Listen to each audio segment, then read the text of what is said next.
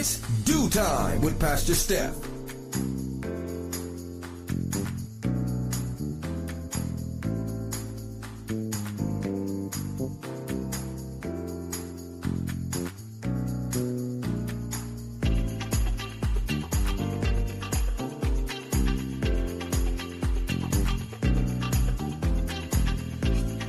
Good morning, good morning, good morning. Rise and shine. You're on with this DEW Time with Pastor Steph. How are you this morning? That's what I like to hear. That's what I like to hear. For this is the day the Lord has made. Let us rejoice and be glad in it. So, where were you yesterday?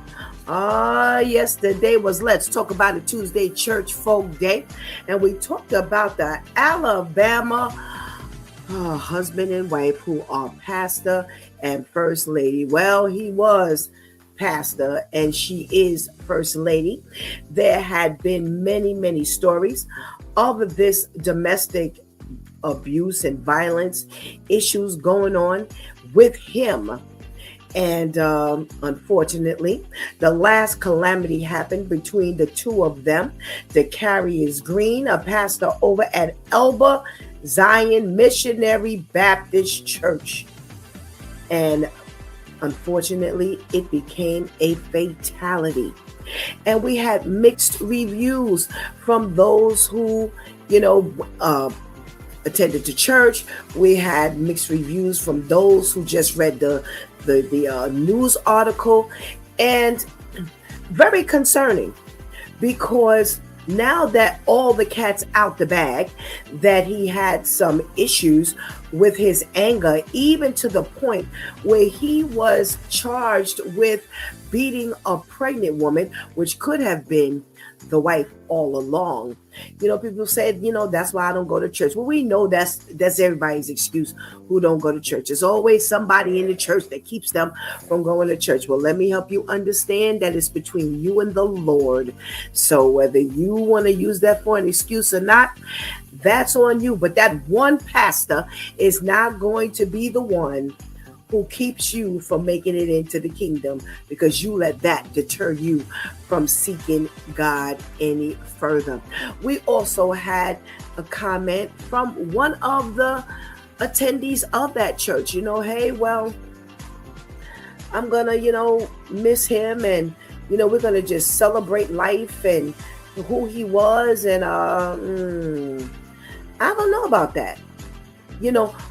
As people say sometimes, one moment does not, describe a person's life. But in this case, yeah, he had a history of domestic abuse and violence. That's who he was. Now, how these people sat underneath him all this time, I don't know. I'm not going to be celebrating a life that made someone else's life miserable. He had several instances where the police had to be called. That was a very unhappy marriage, which brings us to the question, where has the church been? How have they been in this church all this time and no one saw the signs that this woman was being abused? No one could tell that there was something amiss? No. You're not paying attention enough. There's nowhere in the world that your pastor and their spouse have this level of calamity and nobody notices. Or are you keeping a secret? Then shame on you as well. That this is not a time when you should be keeping a secret. Now, I'm not saying that you go and stand out and make, an entire, announcement. But check your discernment radar. How about that? And let's help more than we just go in there, wave our hand, sit, listen to a sermon, put our money in the plate, sing a song, and be up out of there for the rest of the week. We have a responsibility, everybody. Let's get it done. Okay? All righty. Well, today is Wow Wednesday. We made it to the middle of the week, and our girlfriend Vivian is hanging out in the wings, waiting for us so she can do her socially conscious segment. So let's get this party started. Go ahead and get that healthy breakfast. Go ahead and tell somebody, anybody, everybody that it's due time when Pastor Steph is on. And whatever you do, don't go anywhere because we will be right back.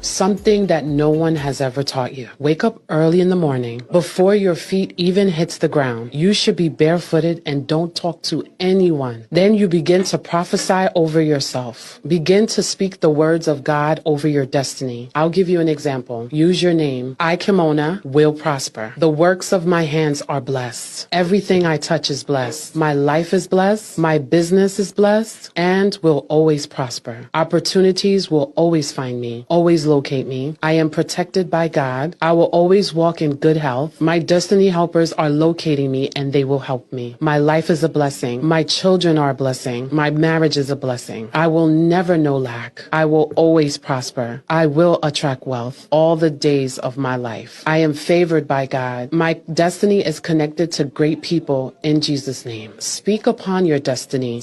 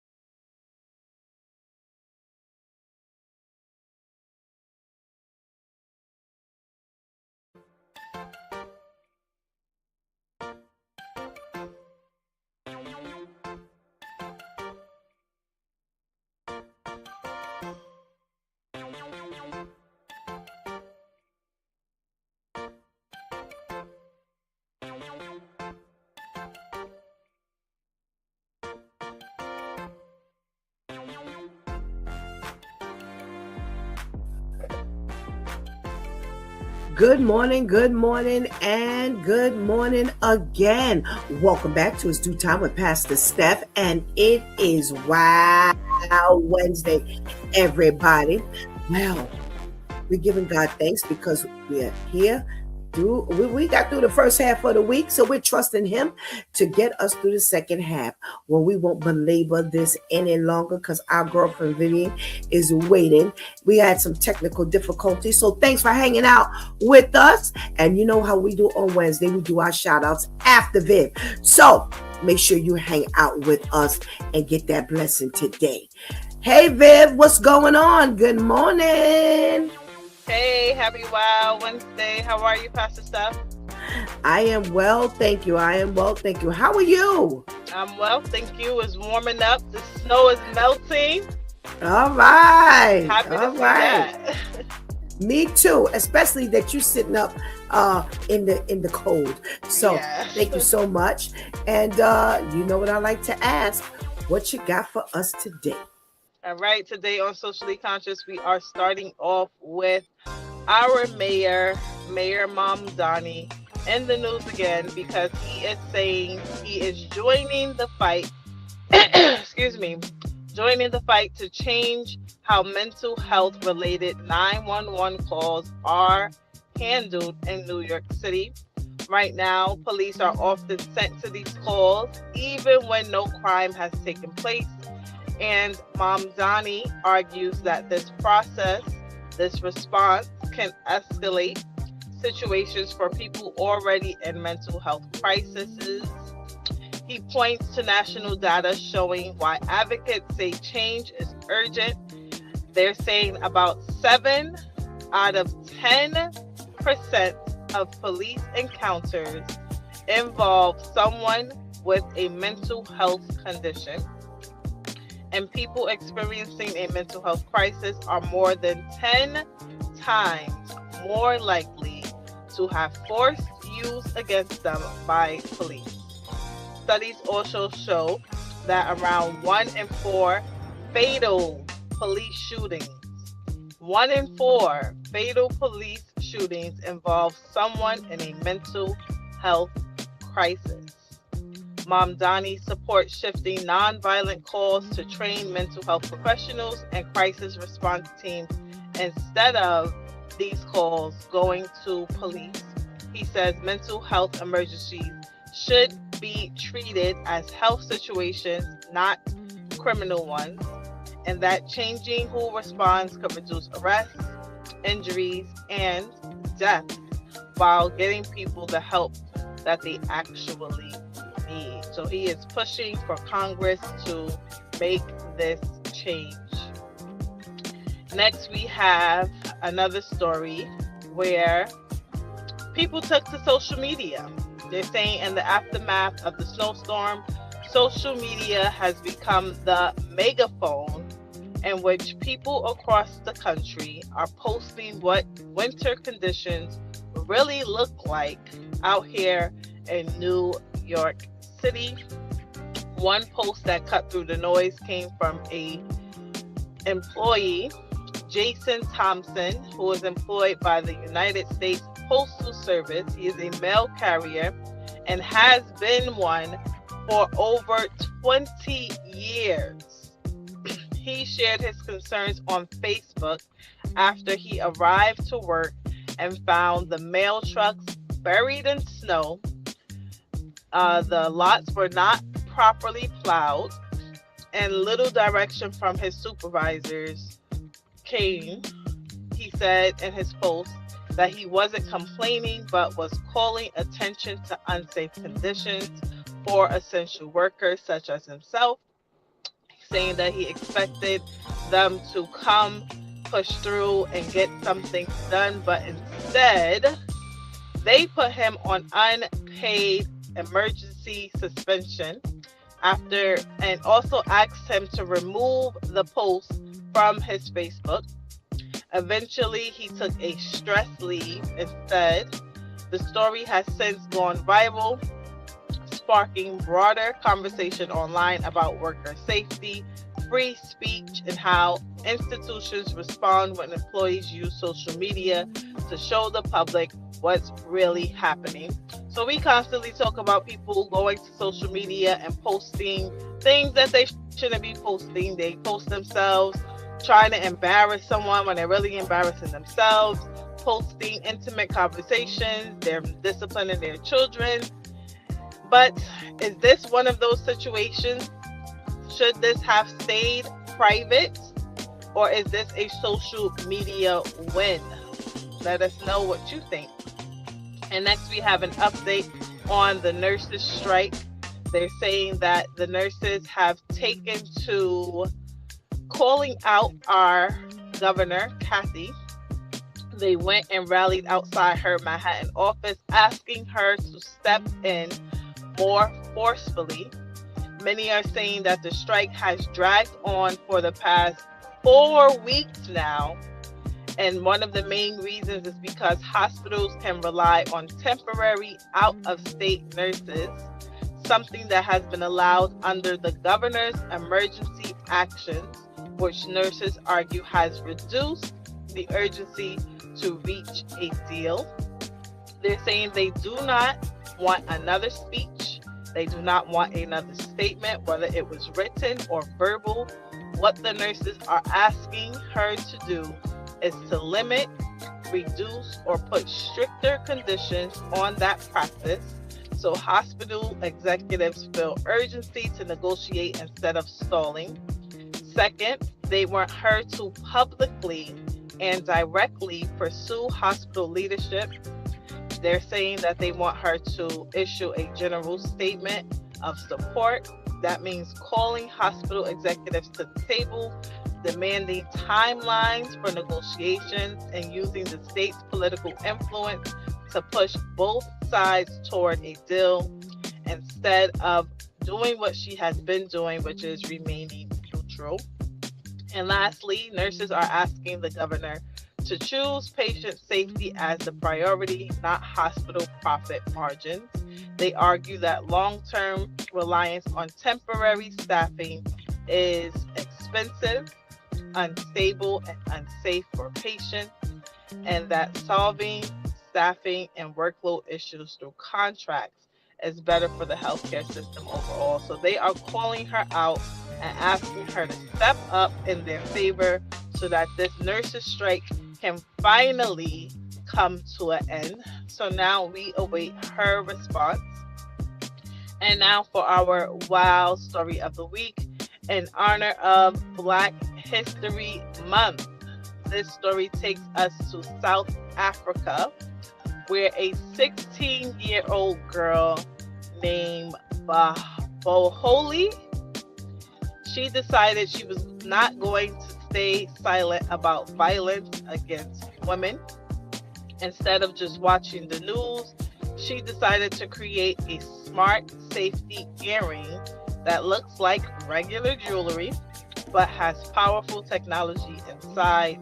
With one discreet press, the earring can take photos of an attacker and send an emergency alert with the wearer's location to police and trusted contacts. Her invention earned her a bronze medal at a national science competition, and she's now working to expand it so it can help girls and women stay safe.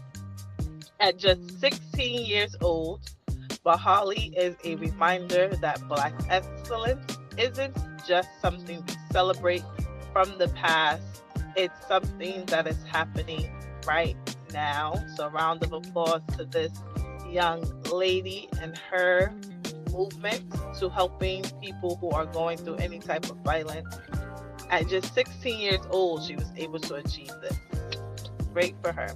But this has been Vivian with Socially Conscious, giving you the news that we are following. And remember, if you have any wild stories you would like to submit, please feel free to direct message me on Facebook. My username there is Vivian BM. And come back every Wednesday to find out if your story has been chosen. Thank you, as always, to our loyal viewers. And thank you, Pastor Steph. Thank you, Vivian. Thank you, as always. A great job. Thank you so much for your contribution today. And we pray you have a blessed day. Thank you, you as well. Thank you. Good morning, good morning, good morning. Well, excuse me. You know how we do. We get our good mornings and our check-ins on. We're so happy to have you all with us this morning. So if you're in the room, make sure you shout out to Pastor Steph, because other than that, I don't know you're on. Okay? Well, we got to check in from our girl, Ketty. Hey, girl. Thank you so much for joining us this morning. We got to check in from our boy, Serge. Hey, Serge, what's going on? We got to check in, from our lady, Tamika. She's in that chat room, but she is actually backstage waiting to get this conversation on. So good morning. Good morning. We got to check in from our boy Brian, nice and early this morning. Good morning, Brian. Thank you so much for joining us. We got to check in from Mr. Morrison. Good morning. Thank you so much for joining us. And we pray you are well. All righty. Giving God thanks, and we pray you are well. All right. So we got to make sure we say good morning to the ladies that keep us held down each and every day. And let's say good morning to our girl Shantice. Hey, good morning. Let's say good morning to our girl Anika. Thank you. Thank you so much. Good morning. Now I'm getting some notifications that there's something coming into the chat room, but it's not actually hitting the chat room. So It's popping up on my screen. I don't know why it's popping up on the screen instead of going into the chat room earlier. So if you're actually commenting, just keep commenting. I don't know where it's going into La La Land, but just keep going. If I don't respond, it's because I didn't see it for a long term. So I can't, say what you're saying. So I apologize. Don't know what's going on this morning, but listen, hang out with us anyway, because we got some stuff that we need to talk about. Okay. All right. Let's get these ladies on the line with us. Let's say good morning to our girl, Lady Tamika. Good morning. Good morning. Happy Wow Wednesday to you. How are you? I am well, thank you. I am well. I meant to give a shout out. I don't know if Miss Grace is hanging out in the background this morning, but she's not doing well. I pray that she's doing better. Last I spoke to her, she was doing a little better than she was before. So we want to give Miss Grace a wonderful good morning, a shout out, let you know that we're thinking about you, we're praying about you, we're praying for you, and we hope that you get better. Lady Tamika, how's this midweek going? Our weather is shifting, girl. It's shifting just a little bit. It is. When I think about this weather, when we're truthful, we're actually do it. We've been spoiled rotten for years. We have not had snow. Now that it's out there, it's going to melt eventually. And spring will. Yes. So we're doing all right. Yeah, I said the same thing when we got the snow. I was like, well, can we really complain? Because we've gone through several winters where we had absolutely no snow. Right. So we really got to give God thanks.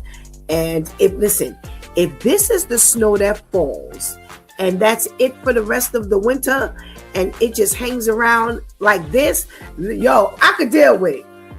Because like you said, it's gonna eventually melt, like you said. The other thing that I'm thanking God for, you notice that the flu count is going down. Probably because all this snow, it decreases all the infections and diseases. We really got something to give God praise. Absolutely. And you know what I was thinking about? I'm amazed that you brought that up. I remember back in 2001 when 9/11 happened, and we constantly had snowstorm after snowstorm after snow after snow, and people were complaining. And I said to myself, how can we complain? Is God actually blocking further attempts? There were other attempts that may have been in line that we knew nothing about, but they can't do it now because they can't see. The snow is falling. It's so cold, so we don't know what they actually have planned, and we need to be giving God thanks. So, with all of this cold, I thought about the same thing. I'm like, well, when I was in a hospital, it was freezing. It was freezing, and I kept asking, why is it so cold? And they were like, listen, they got to keep the temperature low so that, it is made it. Because remember, I told you it was jam-packed in there. So they kept the temperature low so to kind of keep the infection from spreading. And I got to tell you, God is good, because I was in there. I was in the emergency room for about a day and a half. I was in the hospital itself for a whole week, and I never got sick. So God is amazing, Tamika. In the freezing, I made it. So like you said, this cold can actually be helping the germs and keeping them pretty contained or killing it. So, hey, thank you, God. We'll say thank you. We'll say that's right. We'll say thank you. Thank you for that little piece of information that some people may not even be thinking about. Let's say good morning to our girl, Shantice. Good morning. Good morning, ladies. How are you? Good morning. I am well, thank you. How are you? I'm fine, thank you. Good. We got a check-in from Miss Herlima. Good morning, Miss Herlima. Thank you so much for joining us this morning. So, ladies, let's get to talking about some of this socially conscious stuff Vivian's got going on. Now, she starts with Mayor Mamdani, who is, like she said, joining the fight to change the 911 calls and the mental health issues that are actually a part of those 911 calls, a bigger part of these calls than we would really even care to talk about. And like she said, joining the fight, because this is definitely not the first time this conversation has come up. The regular response, such as the police come out, so forth and so on, can be pretty bad and sometimes even fatal. And the change is urgent. He is also calling out, because there's 7 out of 10% of the mental health calls involve the police, and there's 1 in 4 calls that are fatal. So now he's asking, and like I said, this is not the first time this has been put on the table, but for mental health officials to actually either get the calls or the calls are responded to by them. Now, this has been an issue that's been going on for a while. Now, do we have the mental health officials actually get the calls, or do they respond to the calls? Or is it both? Or is it none? What say you, Lady Tamika?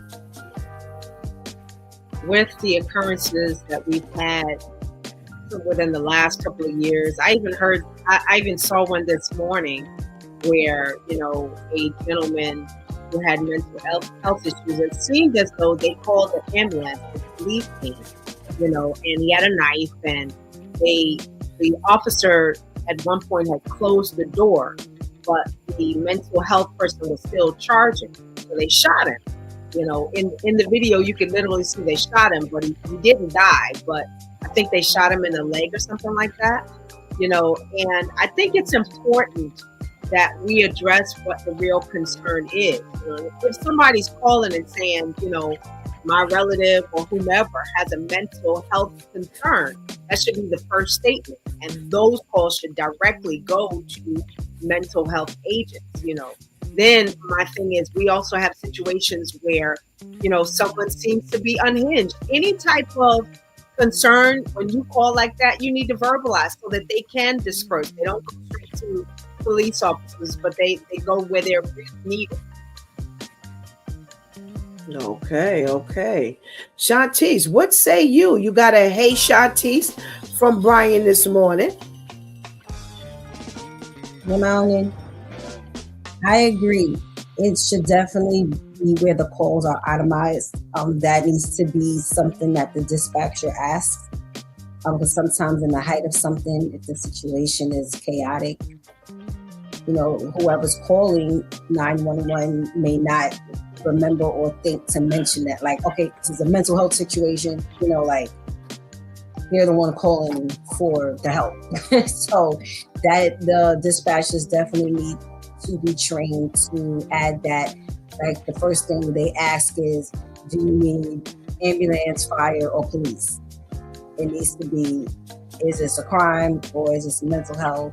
Do you need so that way it can help to the call to go where they need to go. Because like Lady Tamika said, we've been hearing a whole lot of, well, it was only this that I called you for, but because y'all just want to make it home safe, you ended up killing someone that didn't need to be killed, or drawing your weapon on someone that, it didn't have to get to that point. But there was no one else I could call.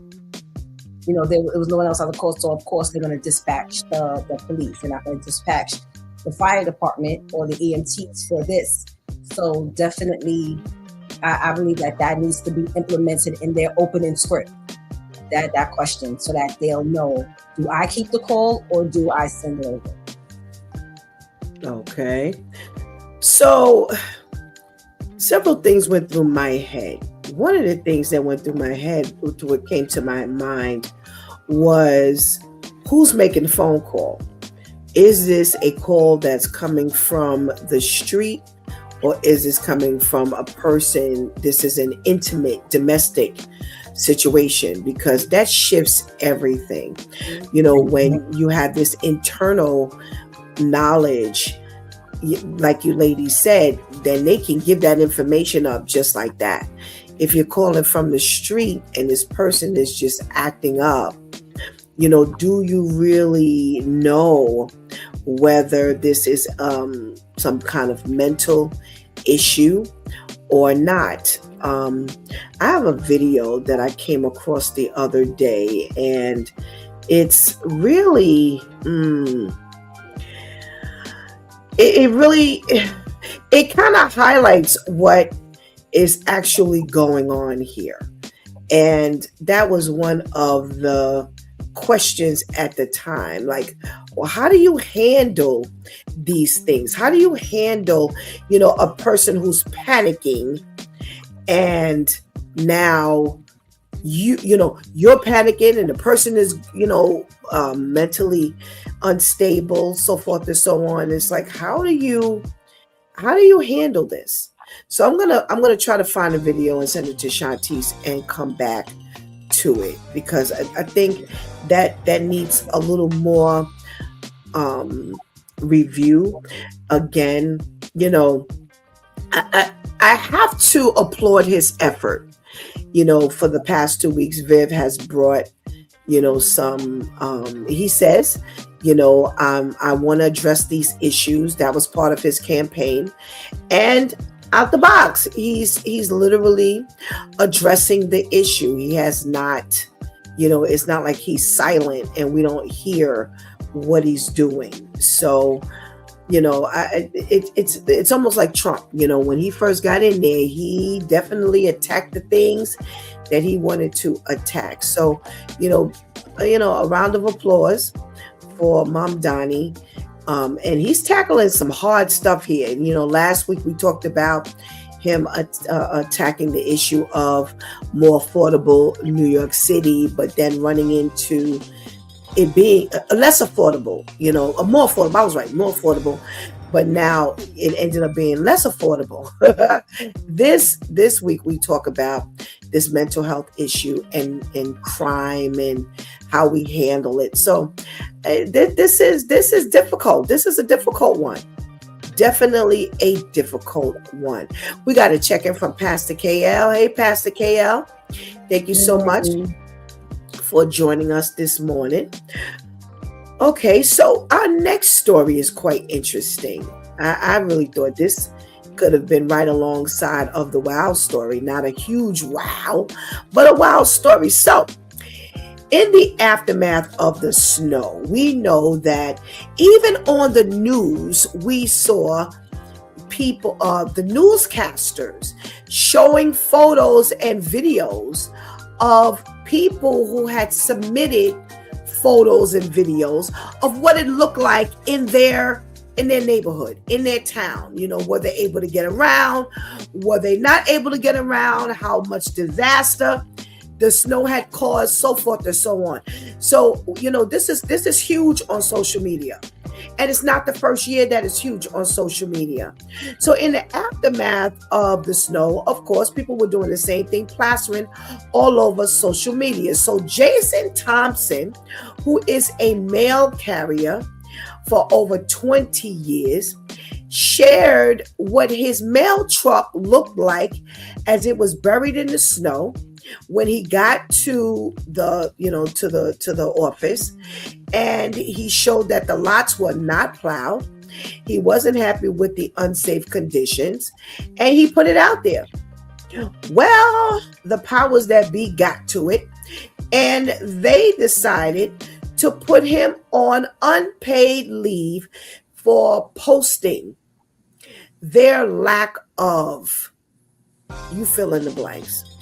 And he then took to just taking a leave altogether, a mental health leave, I think Viv said, and they mandated that he remove the post because I guess they didn't want to be called out on what they had not done.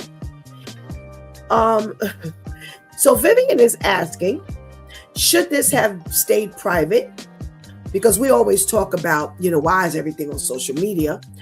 Or did he have the right to, post and be left alone?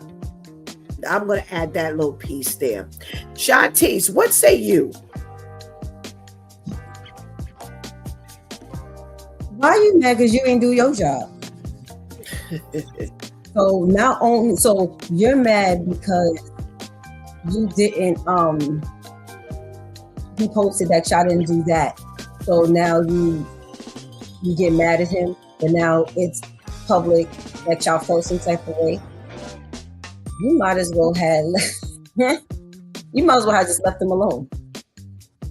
Because it was one level for him to post that. It looked like he was in Antarctica. I was like, well, where is he delivering mail to? To the Eskimos?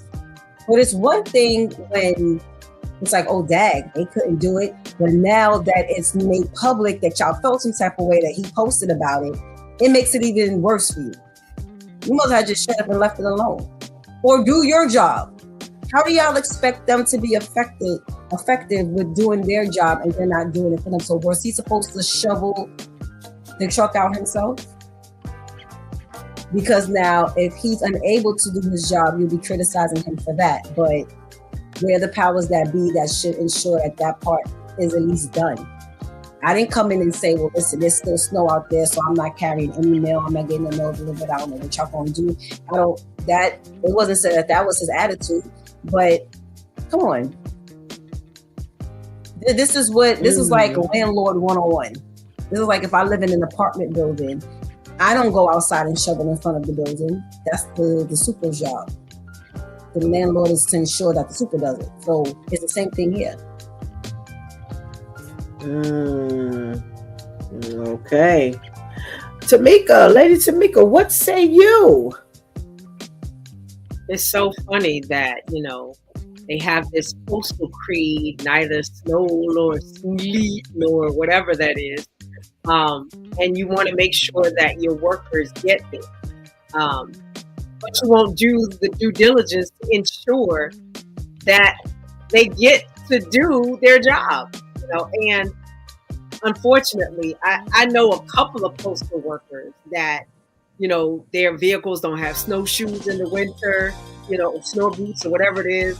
They're supposed to have these chains that when they get ready to drive, it helps them, be able to move, and they're not equipped with that.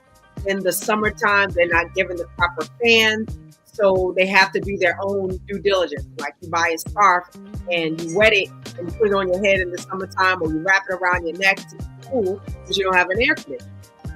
And in a nice world, it would be right to be able to say, listen, my job is not covering me. But here we go again. This is another company. You signed on the dotted line. There are certain things that you can't do. You can't make your company look bad. Unfortunately, you standing in your uniform on your property, taking pictures, you signed on the dotted line. What are we doing here? Here we go. We talked about this, last week? So here we are, back again.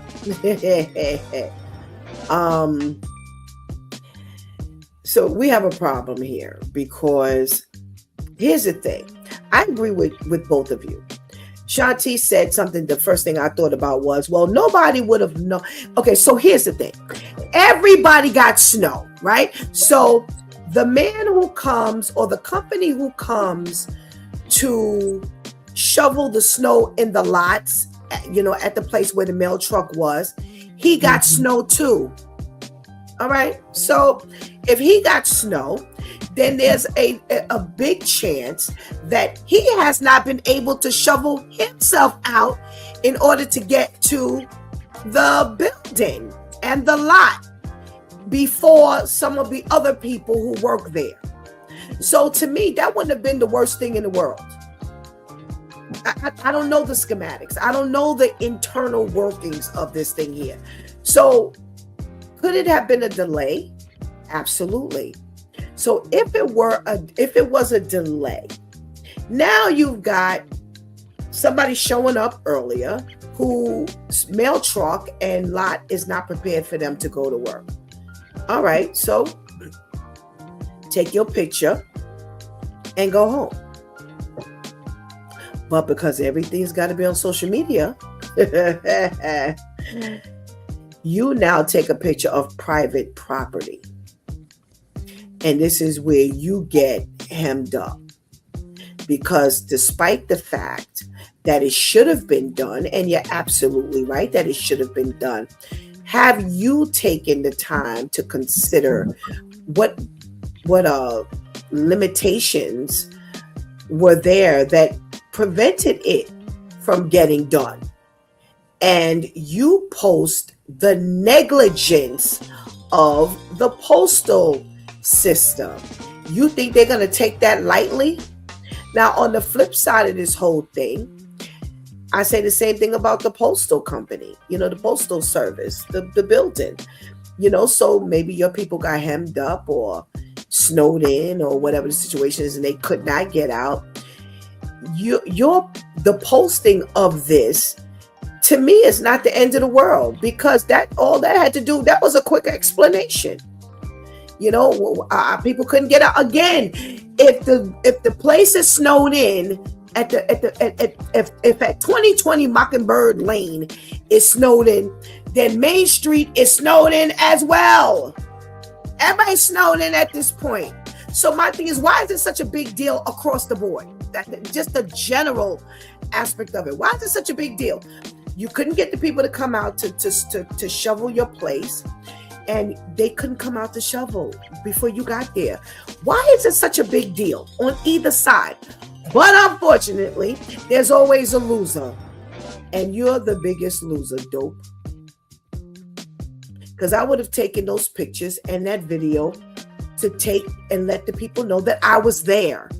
You can never say that I didn't show up, because here's the proof. I was there.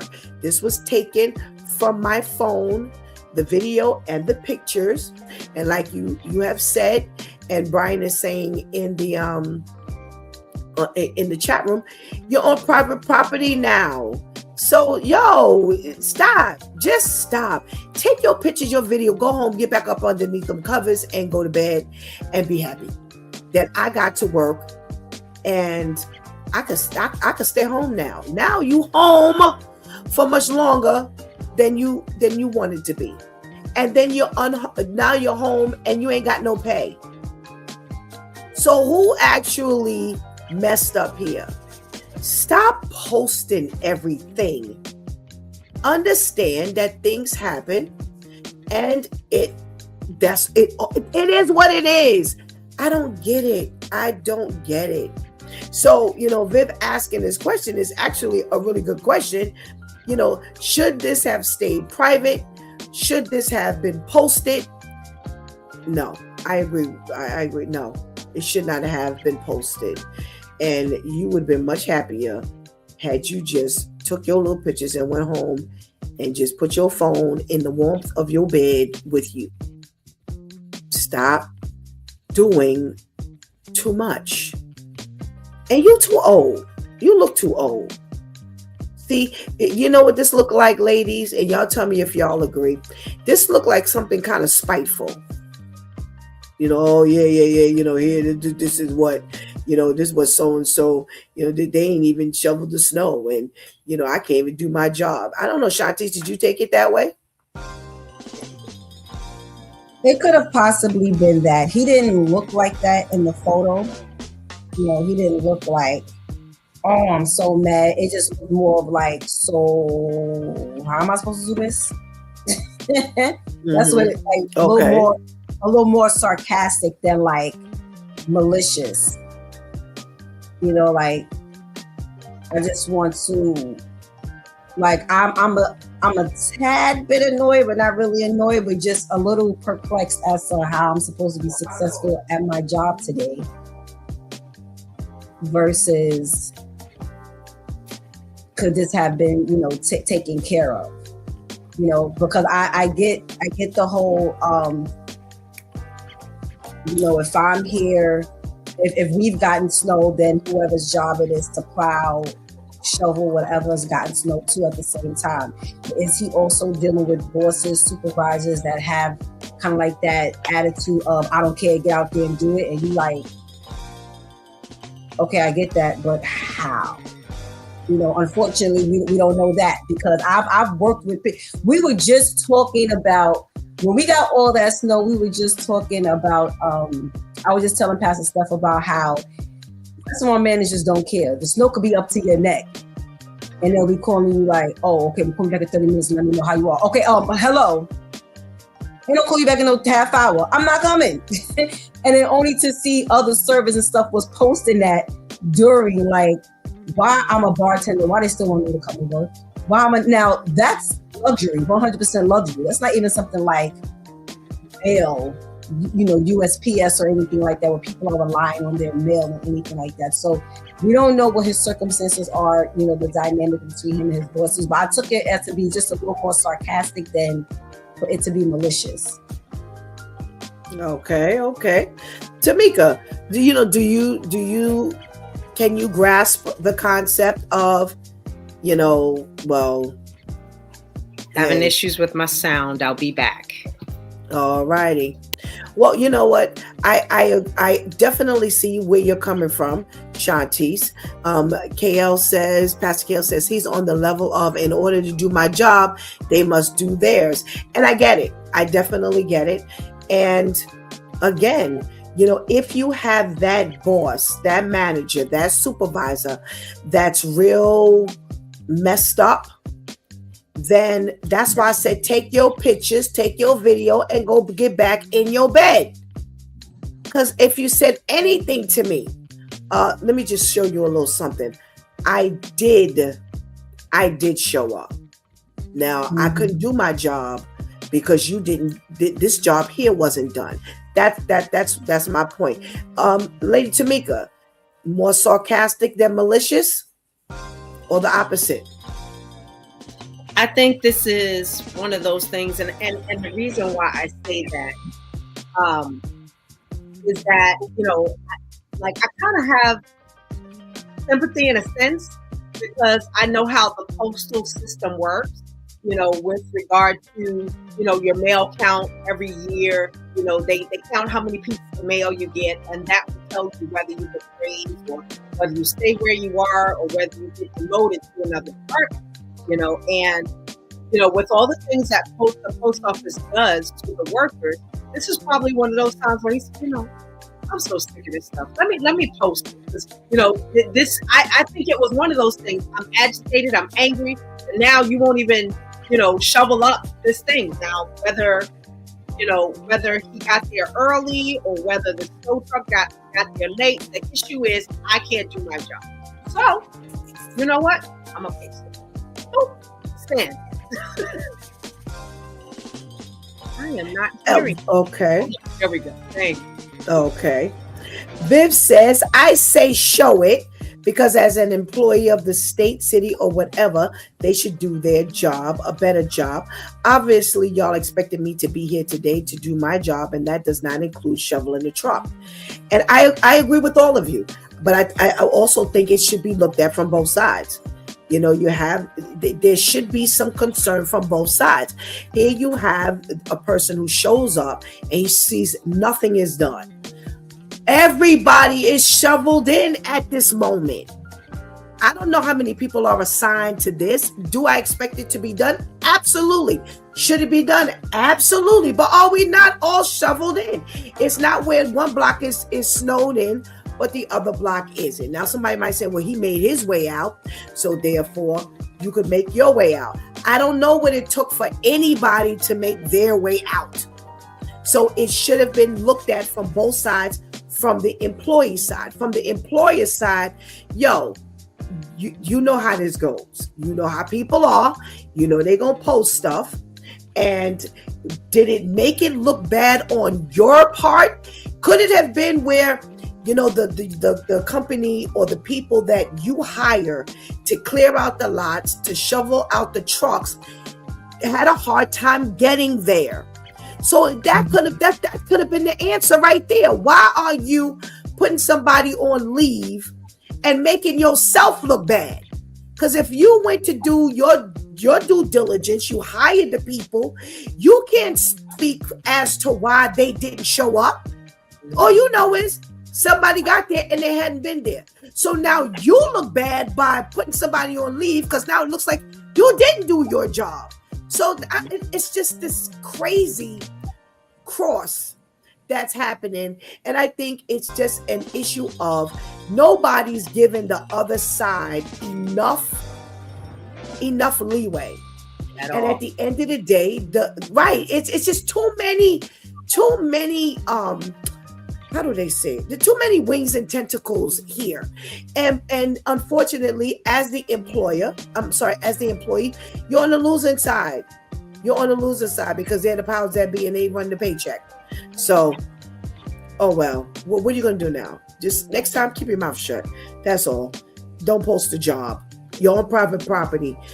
Don't post a job. You work there. It ain't like you just walking past Walmart and saying, yo, look at Walmart. This your job, Dodo. You know, you don't think that they may just respond in a negative way? Oh, brother. All righty. The nurses are still on strike. I got pictures from check this out. I got pictures from people who actually went to the hospital for like checkups and things like that, who sent me pictures. I don't know why they sent me pictures of the picketing that was going on. I actually went to the doctor, so a Mount Sinai doctor, and it was on their board, this huge board. They explained to us that yes, the nurses were still on strike, but we should not have experienced any difficulty or any, lagging of care, so forth and so on. So now the nurses have moved to the next level, and they are calling out Governor Kathy Hochul, who has seemed to be quite silent, since this has been this 4-week walkout. They are not happy with the fact that she has not spoken up enough for them. She hears their plights, and I say plights because they have many complaints. She hears what their plights are. She feels like they feel that if she does better, they can get to the table and really get to discussing some things and finding out how we're going to resolve this, because out of state nurse temps are really not the way to go. Being that they could put this in motion during the time that they strike, there's not really a hard push, because now you got one side saying, hey, we could do without you because we got nurses.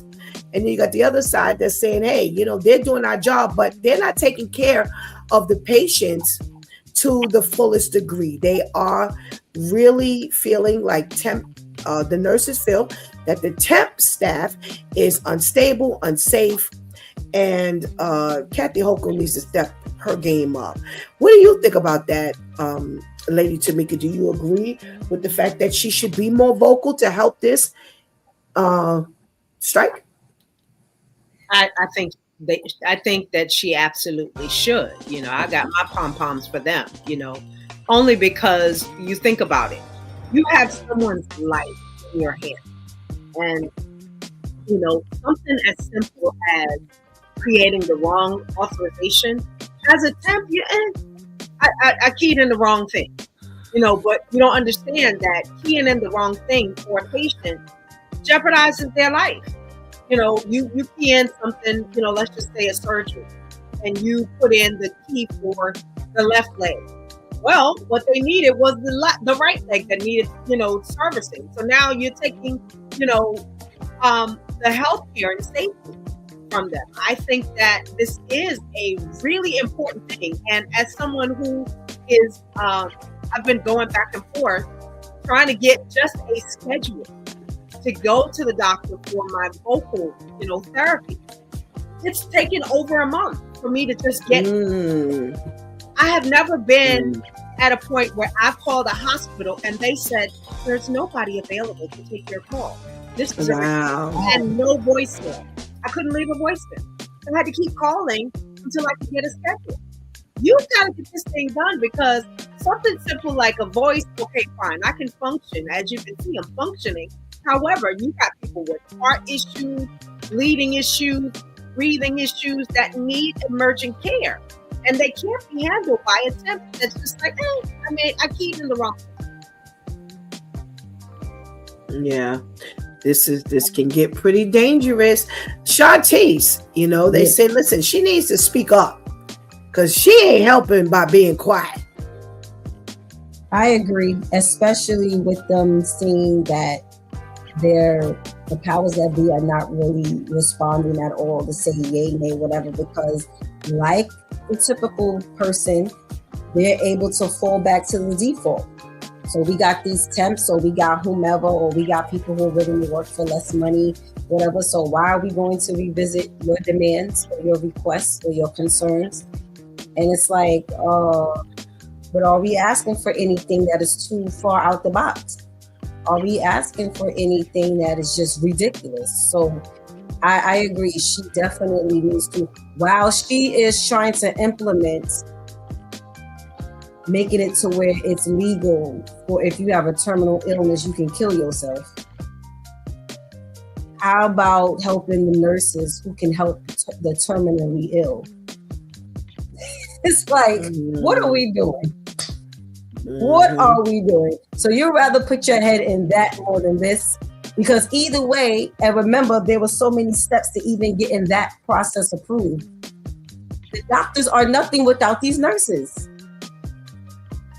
So with all of these signatures that's needed for a terminally ill patient to make the choice as to whether they want to kill themselves or not, you need multiple doctors to sign off on this. The doctors cannot be attentive and effective enough if it's not for these same nurses. So in order to put your plan in effect, these are the people that you need. You ain't think about that. I agree with you, ladies. Like, ain't this your job? This your job. How can you stay silent when there is something so detrimental on the table? How can you possibly not? So if you haven't been absolutely silent, how come you have not been more vocal? Let's put it like that. How come you have not pushed? You should be pushing for a resolution. Is this how you want your state to run? Is this how you want your city to run? Is this what you want to go on the books for happening underneath your watch? Because guess what? It's on the books now that under your watch, they managed to get in at least 4 weeks of striking, which meant that your hospitals have not been operating to its ultimate potential, that your clinics have not been operating to its ultimate potential. New York City, have you lost your mind? Let me tell you something. There are people who have left the state who will come back to New York City for care because they will tell you, we don't get this treatment. They don't have this. We were in Pennsylvania and I had a wound that needed to be checked. Oh my God. Oh my God.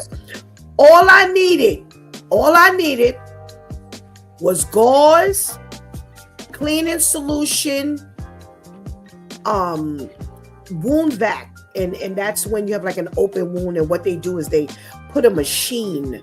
They put a machine with, you have like a sponge on your wound, and the machine is sucking 24 hours a day because they're suctioning out any impurities and things like that, and it helps to heal the wound faster.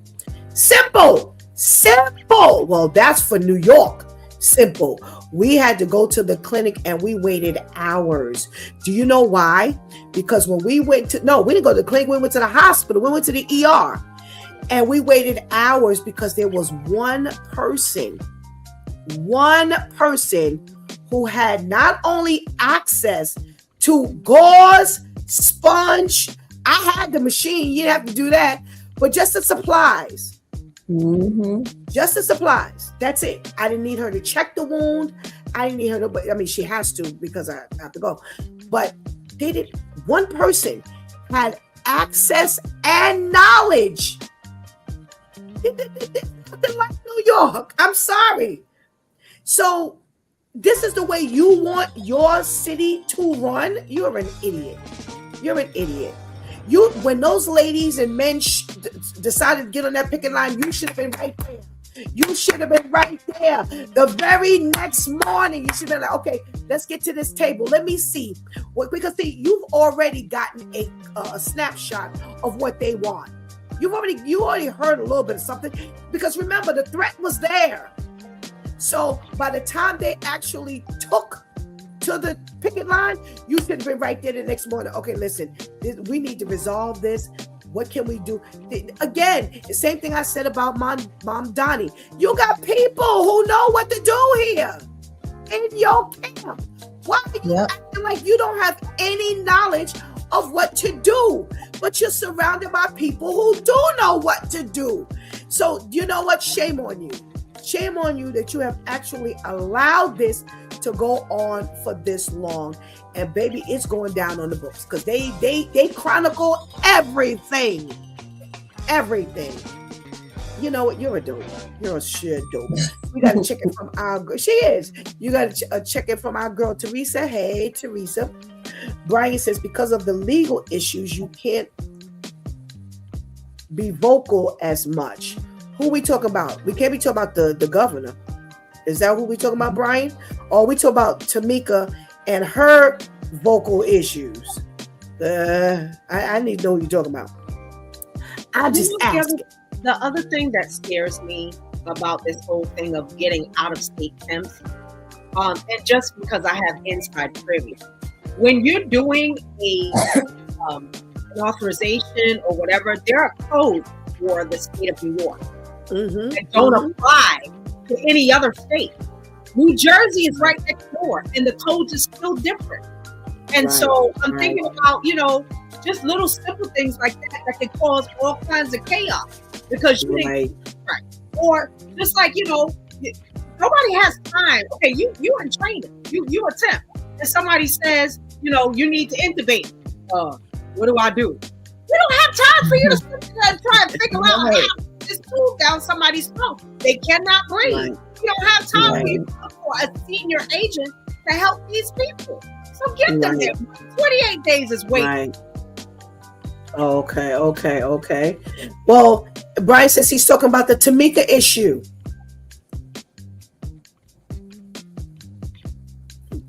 Be careful. They might come after you, Tamika. I don't work for them no more. So she can there's so many legalities and stupid rules, and there's so many things. Again, so many wings and tentacles here. Good point, Brian. Actually, because I know a few nurses who don't work in New York, and I have been dying to get them on. So I've been trying to figure out how can I get them on, just to ask some critical questions like, how bad could it get? Having temps, because there's certain things that go on in my head. You mentioned somebody who needs to be defibrillated. Well, every hospital layout is not the same. So even if your training is the same and you know how to defibrillate somebody and you can pick up and work anywhere, you don't know the layout of the place because you're getting on the spot and you've got to work immediately. There's no training period here. Who's training you? All the new people? So, you know what I'm saying? It's like, who's training who here? Because everybody else is on the picket line. So I've been dying to get a couple of nurses that I know who are out of state, just to come in and I know they can't be as vocal, because they have to protect. So we got to be real careful about what I can talk about, what I can ask, what they can say. So you're right, Brian. And sometimes you're kind of stuck because everybody coming after everybody these days. Look at the postal situation. So Right. and nobody Right. can, speak. If for me, you can't say nothing to me because I'm here. It's just a matter of opinion. But it's really a sticky situation across the board. All right. So we're celebrating today. And you know what? I completely forgot. This is what Vivian does during Black History Month. And I applaud her for, keeping in line with what she does. Out in South Africa, there's a 16-year-old girl who actually used her brain for more than a hat rack. And out in South Africa, I'm excited to hear that this is a 16-year-old young lady who is concerned about the women who are being abused. And she, for her, like a science project, she developed earrings that can take photos and then send messages to the police, to the authorities. And she received a bronze medal for her what do you call the thing? Project. And now she's expanding on it. And she's probably got funding to get this done. Shantice, what say you for our young lady? This is amazing, and especially with Vivian and I, our last episode on With All Due Respect, we spoke about the human trafficking and it affecting every age and both genders. And this is amazing. This is amazing because, again, as a trafficker, unfortunately, we did learn that 50% of the victims are caught up in trafficking from their family members.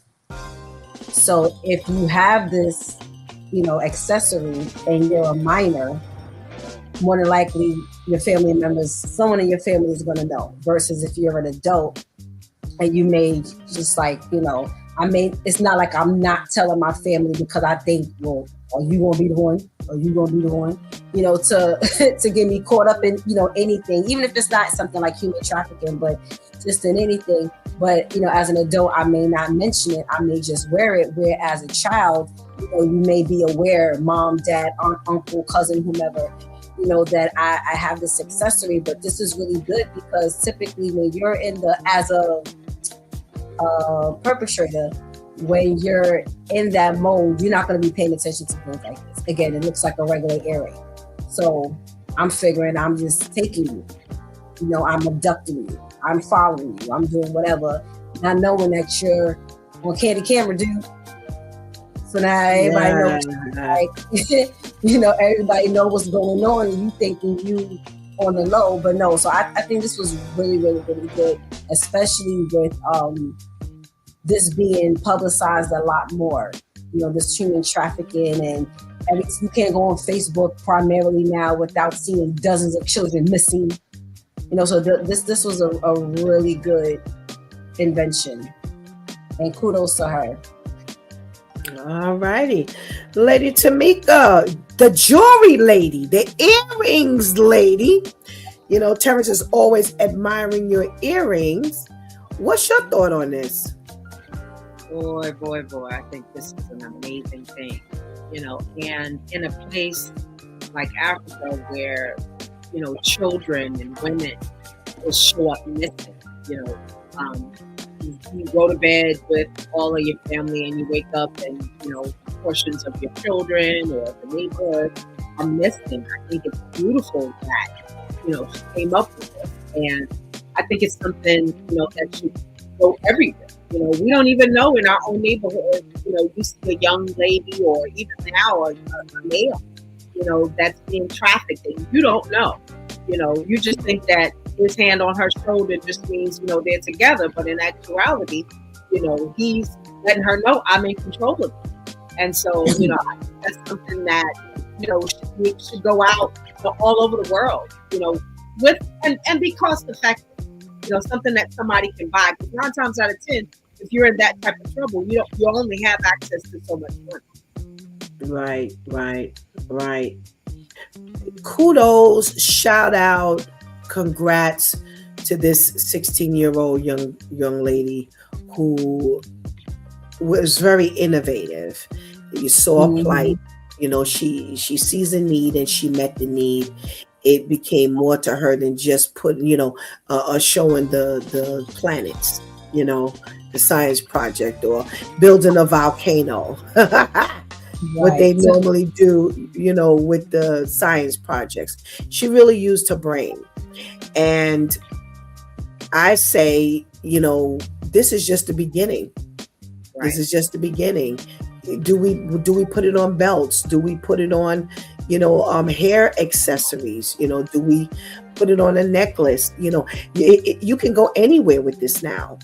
And all because a young woman, a young lady, and I'm so happy that it's us. Hey, yes. Because we are not shouted out for, all of the inventions. We do a lot of it here. We show a lot of it here. We would have no idea. Pastor Brenda and Pastor Vinny yesterday, last night when they had their segment, when they closed out with shouting out to several inventions from, Black people. Mm-hmm. And, we've gotten past the traffic light now and, the first open heart surgery. We've gotten past that because for a while we didn't even know that much. Now we know that much. Now it's time to push this thing and really, get this done as to really show the brain power that God has given Black people. It has not just been given out to the white people. That's the way it's always looked. That's the way school has put it out there. Black people are not, acknowledged for all of their, innovative things that they have done. So again, and not only that, she's a female. So I'm like, yo, go do your thing, girl. Because again, you're in countries where women don't have a voice. Women don't have a voice. They suppress and oppress them. So, hey, she's managing to get this done. God bless her. And I really pray that she's going to get the funding. And I'm going to tell you something. Now that it's out there, you don't know what countries are going to be paying her to do what? She's just in South Africa now. But where is she going from here? So, amen. Shout out. Thank you, God, for all that you do. Thank you, Vivian, for bringing this to our attention during Black History Month. That was a great one right there. That was a great one. That's what I'm sorry, Pastor Steph. I was thinking that too. I was like, I hope she does not sell. I hope she does not sell it. Keep it and you market it and you push it the way you choose to. Do not sell it because they never, and that's the point of them getting you to sell it. They never give you what it's really worth. So no, we come up with the inventions and we sell it to them and they do what we should have done. No, keep it and you keep it going. Yeah. And again, if she gets, she's going to get a lot of attention from other countries because they're going to find use not only for them earrings, but they're going to come up with some other stuff and they're going to challenge her. Can you do this? Can you do that? What about this? What about that? Because like I said, I'm sitting here and I'm thinking of several areas that, so now a trafficker picks up that your earrings, so they remove your earrings. But what else can you do that would be undetectable? So, God starts a process. He's going to finish the process. So like you said, don't give away your blessing. Don't give away what God has given you, because not only will they do what they want to do with it, but now you're squashed out. Nobody would ever know. So here you got 10 years from now. This is a huge thing. Nobody's going to know that this came from a 16-year-old Black girl in South Africa. Right. Somebody's going to take credit for this because they're going to put one little piece of a little chip on it, a little wood chip, and now it's theirs. So, praying that she has some good advisors who help her to do what she needs to do to protect herself. Going back, Brian says the best way to get around all of that is to make sure you have the best insurance money can buy. Yes, so if they come after you, you can protect yourself. And Vivian says that was a viewer submitted story. Thank you to our loyal viewers. Amen. Amen. All right. Thank you, Viv. Now that you tuned in, thank you. Job well done today, as always. So I'm going to expand the very first story. I'm sorry. Yeah, that's right. The very first story with Mayor Mamdani, wanting to do something. Again, he's kind of piggybacking on, a concern that has been raised, because at one point they were talking about sending out, when the calls come out, that they send out both. They said, I don't know if you ladies remember this, but they were talking about sending out both the health, the mental health worker, as well as they would accompany the police. And my concern earlier was, if you're out in the street, will you know to say that person is mentally ill? You may not know. If it's internal, they'll know. But how is it that we're going to get, the best treatment for that person, even when you do know? Pastor KL, so we could shut that down. Pastor KL said, unfortunately, money is a dangled carrot, and depending on their situation, she may sell out. Absolutely. Absolutely. That's why I said, let's pray that, she has the best advisors. If you ain't got nothing now, you won't have nothing later. Nothing leaves nothing. So hopefully that'll be the thought process. I pulled up a video that I saw the other day. Let's talk about this. Shantice, thank you.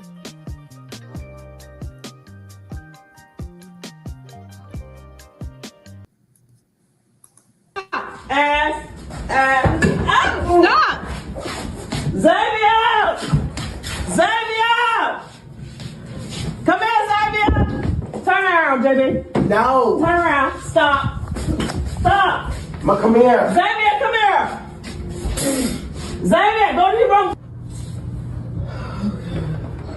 All right, y'all. So this is just a little insight of JB's room.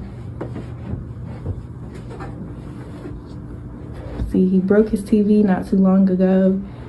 His bed frame, he broke. Mom just put up this curtain. Now she's trying to fix a little bit of other stuff in his room. He messed up his... Oh boy. Oh boy. I saw this video the other day, and first thing comes to your mind, you see a kid kicking the mother. And then I saw her running around with this frying pan. And I'm like, okay, well, why she ain't using the frying pan? And right. I read the comments. I went to the comments, and they were saying that this was her son, and he was autistic. Oh boy. So now we're talking about when the cops come out. The statistics that Viv read is 7 out of 10% involve the police, and 1 in 4 calls are fatal. We just got finished talking about the Sonia Massey case, where they say she was mentally ill and she ended up being killed by a police officer who said he thought his life was in danger. Just from what she said. She didn't even do anything, but just from what she said. Now, they show up on site to this home with him acting like this. He's spitting, he's throwing things, he's kicking mom. What happens now? So, show up with mental illness workers. Is that the answer? Do they get there before the police officers do? Can the police officers be held back until someone with, from those mental services arrive? And they must be accompanied before they go on site. Do you possibly wait for a fatality to happen because you standing outside waiting for the mental illness person to show up, or someone getting gravely injured. Lady Tamika, what are we doing here with this initiative to help the mentally ill and them being approached by police? I think it's a fine line that we have been walking and continue to walk. You know, the thing about this now is that it's now in Mamdani's hands. You know, here's one of those things. Again, you need to utilize those people who've been there, kind of know what's been going on. It's really nice to say, you know, I want to solve this, but what tools do we use? This is why we've been having this thing for over a year, for years. You know, okay, fine.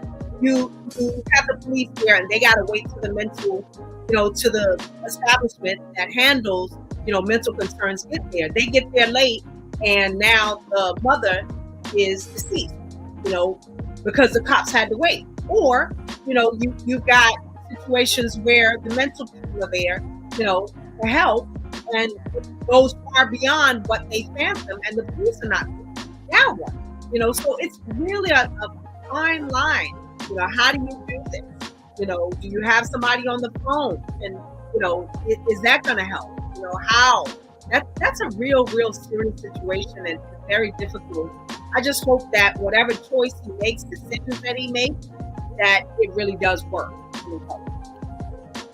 Okay. Vivian says, yes, I appreciate these videos that spread light on what it's like parenting a child with autism or other special needs. This will help push leaders to make changes like how to deal with 911 calls. And that was my thought when I read the comments. And I was like, oh my God, he's autistic? How in the hell do you and that's what I said to myself. Like, how the hell do you handle this? How do you respond to this as a parent, as law enforcement, as mentally ill, you know, services department? How do you handle this? By the time that someone gets there, someone would have gotten hurt. Absolutely. At this rate, absolutely, Viv. Shantice, this is what Mamdani is trying to resolve. Is this going to be resolvable in your opinion? Yes, if, like Vivian said, they do the proper training. See, unfortunately, these police and the lawmakers and the law keepers have not been doing their due diligence. So where you should be able to call the cops and the authorities, and they handle each call by call, because everybody wants to make it home safe, they would show up and hear this commotion outside the door and already be going in with their guns drawn already. So now that makes a hostile situation even more hostile, because now where the mother was calling for assistance to help calm her child, she now sees 2, 3, 4 cops running in, with guns blazing. Now she's going extra crazy. That could help to incite him. And now somebody gets stupid and shoots him. Now nobody wants to give up body cam footage. Now nobody, it's just like, so it, unfortunately, my thought would be they would have to be accompanied by someone who works specifically with that. You know, so if you're sending them out, like you send out the police come, you know, 2 by 2, then you send out a set mentally ill, you send out a set of police officers, because unfortunately you have more who are off their rockers than you do who are sane, who actually want to do things by the book. So it's a lose-lose if you really think about it, but it's a lot safer to say, you know what, and they need to be on deck though. So if I'm calling and the dispatcher switches me over, again, do you need EMT, fire, police, or mental health? And I'm saying I need mental. You're hitting both. You're hitting both buttons for mental and cops. Both of y'all need to go to this location. It don't need to be, well, let me just hit mental. Oh, and by the way, hey, cops, go over to, no. It needs to be where I'm dispatching both at the same time. So everyone needs to be trained for this, because if anybody goofs, it can potentially end up the way Mamdani is trying to prevent it from ending up. But this is their fault that now all these extra precautions have to be taken. Just looking at the numbers, if you're saying 7 to 10 are behavior health concerns, then you need far more behavior health concern agents than you do police. How does that work? Make this make sense. Right. Absolutely. Pastor KL says, my question is, what does autism stem from? Could it be because one of the parents was using drugs? Just asking. You know, from working with young people, I used to work in Bronx Psychiatric Center when I was young, and those kids were, oh my goodness, it can come from anything, Pastor KL. It could come from drugs. It could come from, I don't think a lot of people even realize there are two people. Do you realize that if you have your blood could not mix properly? Just as simple as that. That would cause some deficiency in the child. Do you realize that? It's just that simple. Could it be that she didn't take care of herself? Could it be she could have been living where they had like they talk about those towers and things like that, where the food is not well taken care of. The cows and the milk and the food we eat. This is a myriad of things. They cannot, and I've looked into this over the last couple of years, and they really can't put their finger on, because you have had two well parents, from what they know, produce a child who has autism. So this can really, there's no rhyme or reason for anything like that. Vivian said, hire people who are trained to handle this at the precincts. That way police can be accompanied by professionals. So Vivian is going where my head went. So I'm going backwards. Okay. So what was it, a year or so ago? We heard, I think it was last year, we heard that Kathy Hochul had an initiative here in New York where they were sending people to school for free. If this ain't an area that they need to send people to school for free, I don't know what other area needs it. A lot of the stuff that was on the schedule for free, people didn't even want. I didn't hear anything that was even interesting, that people were even going after. And what they did was they assessed the upcoming needs, technology, certain levels of nursing, blah, blah, blah, blah, blah. And now they wanted to train people in these areas. Well, listen, you have an issue right here in your face. So how about training more people from scratch? Now gather the people who have these degrees already and train them specifically in this area. Now, what do you do with these people? Make them a ride along. Because I'm saying to myself, even dispatching, even like Shanti said, if you press the button and you're pressing medical and police, are they going to arrive at the same time? You know what? You need to cross-train these people. You need to cross-train them. Well, you know, at certain stages, you stay out of the way. Here's why. Because how many times have these cops been called on site? They have no idea, and they don't even know it's someone who has a mental issue. But if there's a person who's trained already there on the ride along, then guess what? They can help detect when they get there, okay, you know what? This is how we need to handle this situation. And that way, you have the person on site Once the police get there, nobody's waiting for the next one, and they're not guessing as to, oh, does this look like, oh, he looks like, she looks like. No, now you have a professional there who can help to, solve and resolve whatever this issue is. And to me, in my brain, that's the only way it's going to work. You're going to have to do better training. You're going to have to cross-train. You're going to have to make more people available here, because, like I think it was Lady Tamiko said, we don't know, the police things. The ratio is out of whack already. Right. So you need to balance the scale.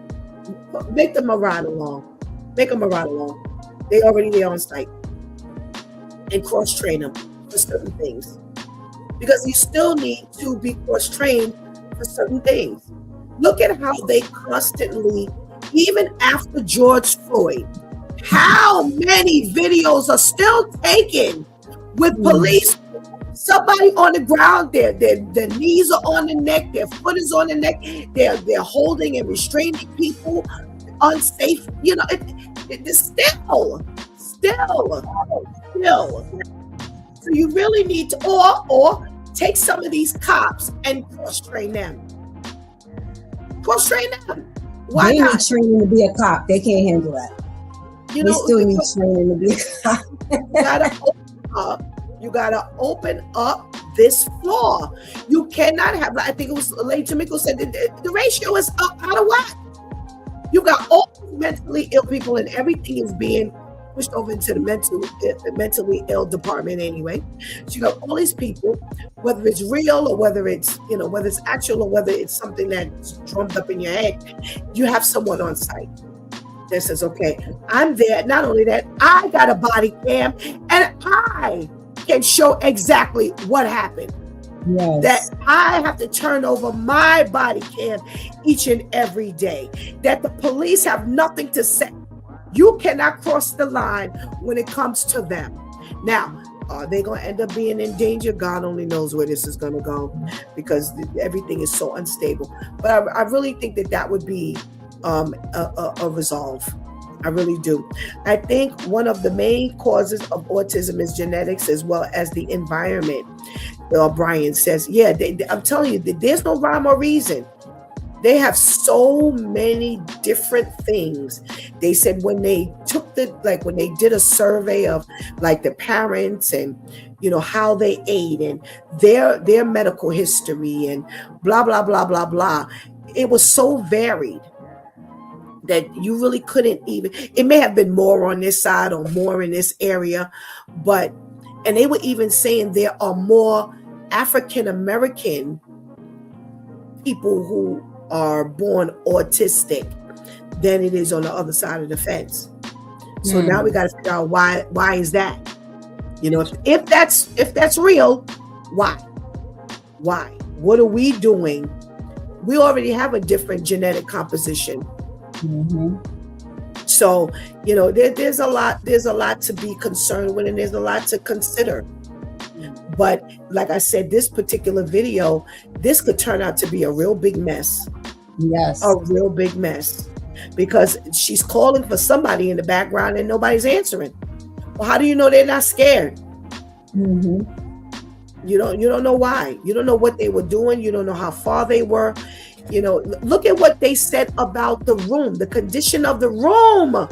Shantice, look at the environment now. This woman has been enduring this for quite some time. What do you say about that? And now the police showing up, blah, blah, blah, blah, blah. That's what I'm saying. Here's what will happen. Typically, they hear that already on the opposite side of the door. You come in hostile, even if it's to where they don't shoot him, but you're coming in hostile, and then you take a look at the room, and now the room justifies your action. That's how they work. Well, look, you didn't see this, that, and the third. and she's calling for help, and this is what we heard on the other side, and we came in and he was mid-leg up in the air getting ready to kick her, and oh, well, you didn't have to slam him on the floor like that. Yeah, but then look at the you don't think that it would have gotten to the point where he did? So unfortunately, it would help to justify their actions more than seeing why this mom needed the help. The focus would be taken off of that.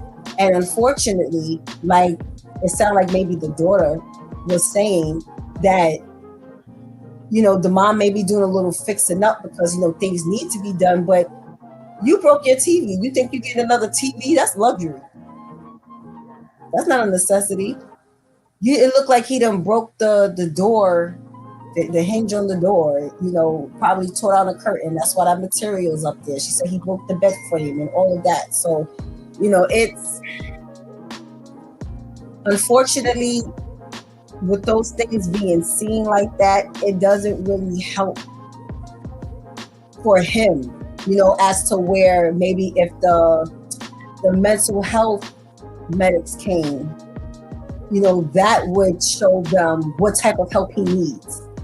And read the same thing on the opposite side. All righty. Lady Tamika, he has caused all kinds of damage in the home. You know, this does not help, you know, what's going on. And how do you move forward with police and the mental illness society joining in on this thing? Still very difficult, you know. And, you know, she did the best that she could, you know.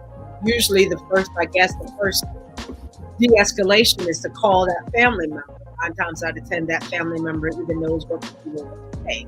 Apparently that person, for whatever reason, didn't respond at all, you know. And, you know, now I have to put my child's fate in the hands of police officers who first initial response is not to have compassion on this person who's attacking me. It's to stop the noise, stop whatever it is that's being done right then and there.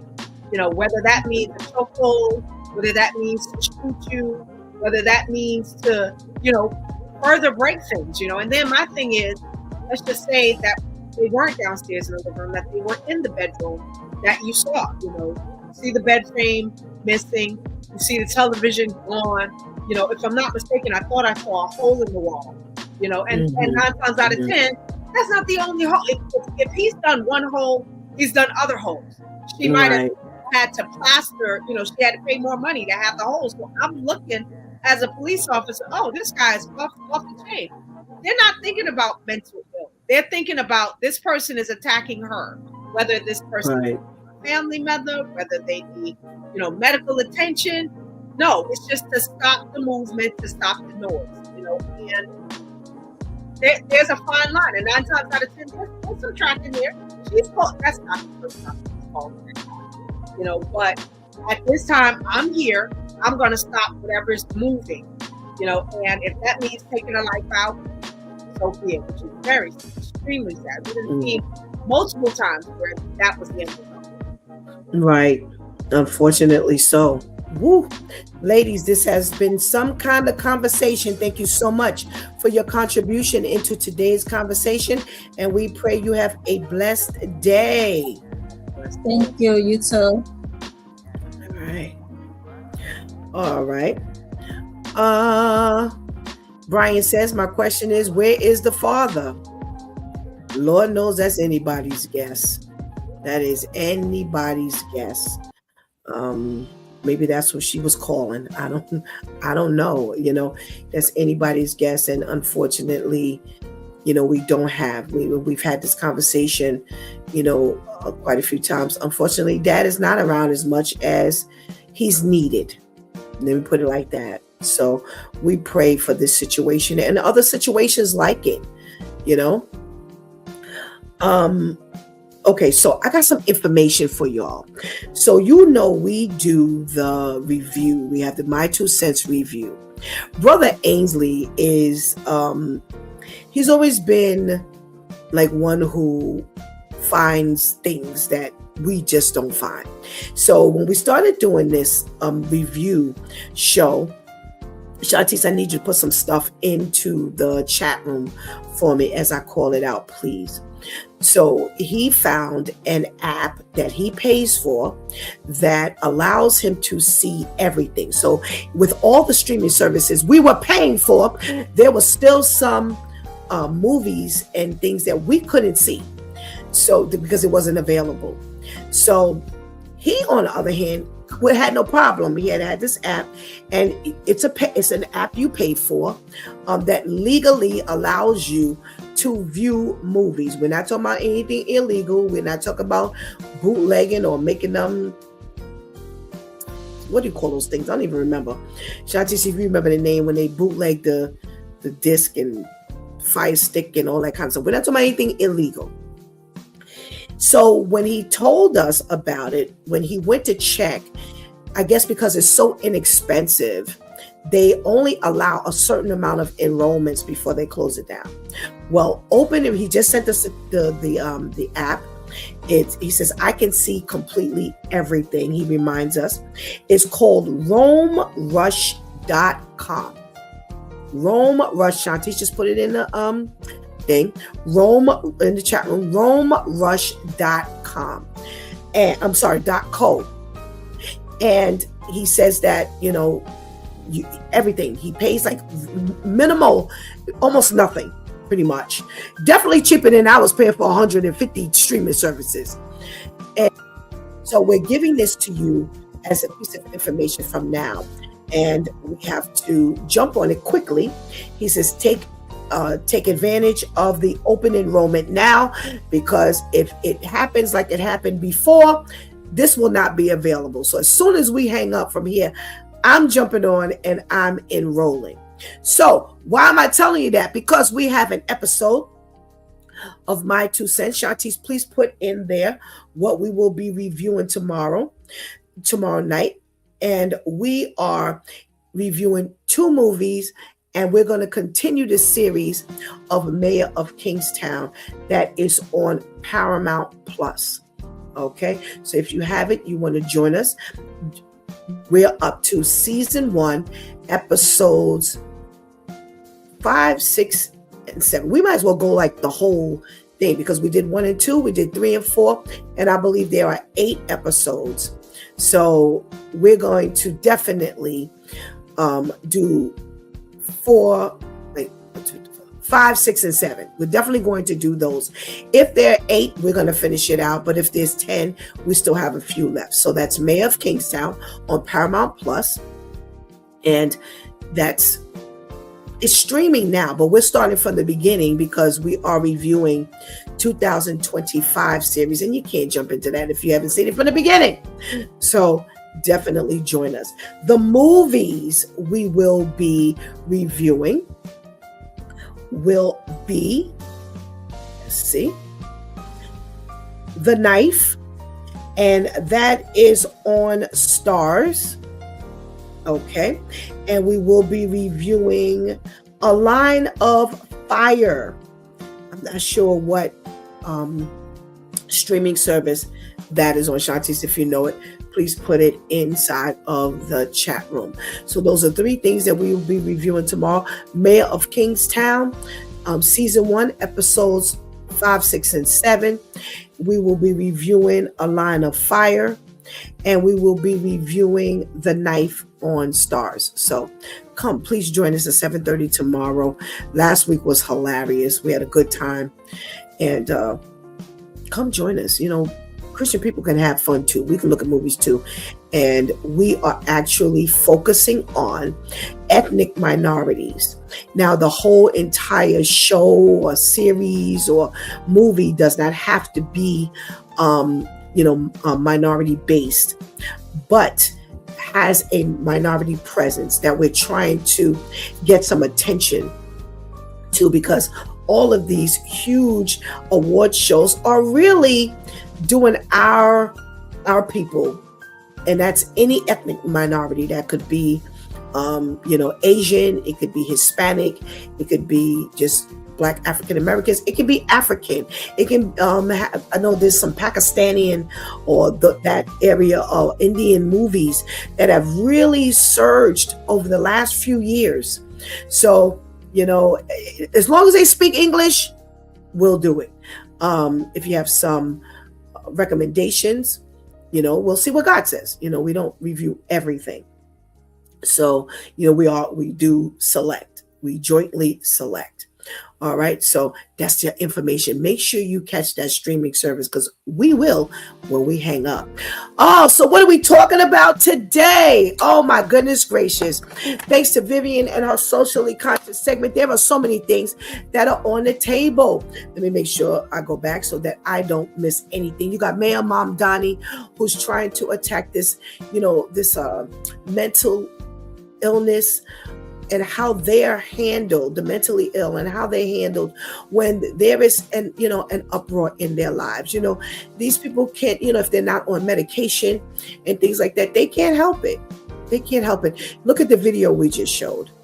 You think he can help that? And I'm going to tell you something. I have seen many autistic people not act like that. So we don't know what's going on in uproar. Why is there so much, violence? And we can't necessarily say it's the home, because we don't know. But what we do know is it can get that bad. What happens when the authorities are called? Because here's the thing. No one from inside that house will necessarily be the person that calls the authorities. Yes, if there's a whole bunch of banging and all kinds of things, neighbors could actually call. We're talking about the nursing staff and will the governor speak up the way she needs to? Will she stay as silent as she has? And that will not help to bring a resolve to this issue. The fact is, our nurses need to be working. We're talking about people's lives. We're talking about our health. We're talking about the conditions of hospitals. We can't allow people who are not knowledgeable of let's say the locale of where things are, in proximity to when they need it, how quickly they can access it, the layout of the hospitals. Are we really leaving it to them to run our hospitals, or are we that concerned about the people of New York City to get this thing back on track? Because not only are you dealing with the ill, you're dealing with these nurses and their families. So this is a whole lot of stuff that's going on. We're also talking about the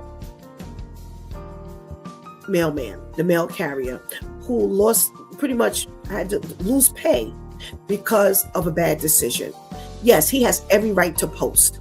However, we're going to have to be careful about everything we feel we have the right to do. Are we going to get some resistance? Are we going to get the results that we're aiming for? Should he have shown it? Maybe he should. But him showing it, what did it do for him? It may have done something for somebody else, but it shouldn't work out in his favor. We kind of talked about this last week, and maybe even touched on it the week before. Following rules. Is there anything in the policy that you signed that you would abide by that this crossed? And I don't think we're paying attention. I keep telling you, I'm coming to you from a different angle. I'm not only coming to you as a person with an opinion. I'm talking to you about a person who worked in that area for 20 years. And if they can snag you on some things, they can snag you on some things. And you don't want to be the person snagged on some stupid stuff. Is the stuff that you're doing controllable? Could he have controlled him posting? I don't want to hear about rights. Because at the end of the day, if he signed a contract with that postal service, with the federal government, that there are certain things he would not do, then guess what?